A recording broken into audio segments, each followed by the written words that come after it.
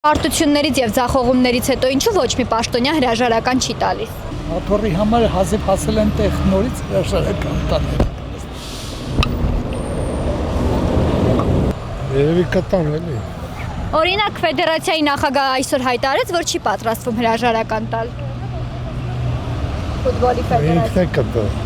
Չեմ կարող պատասխանեմ ձեր հարցին, ես էլ զարմացած ու ապշած եմ։ Տակ նստած են տեղները դրանից։ Իրենց հարցրեք։ Իսկան պարտություն։ Աղջիկ ջանես ինչ հարցեր ես տալի։ Դες հարց չեն տալի ընդհանրապես։ Ոնց հրաժարական կտան։ Քաջնազարը գիտես այդ պատմությունը։ Դե ուրեմն այդ նույն բանն է։ Ըստ ձեզ այսքան պարտությունից եւ ձախողումից հետո ինչու ոչ մի պաշտոնյա հրաժարական չի տալիս։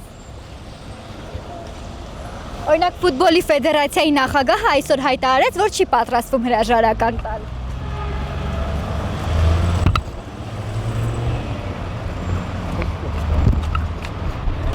Դեր հարցին ինչ պատասխան։ Օրինակ ֆուտբոլի ֆեդերացիայի նախագահը այսօր հայտարարեց, որ չի պատրաստվում հրաժարական տալ։ Բայց ինչի՞ պիտի պատրաստվում։ Դες հայտարարակ պարտություններից հետո Որ Բանգլադեշին 20-0 էլ կրվեն, էլի չի պատրաստվում։ ինչու, բայց ինչու է այդպես։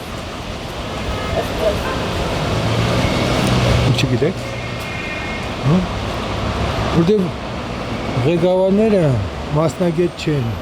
Իրանք մենակ իրանց աթոռից են կացված։ Փոքրից միջով վերջի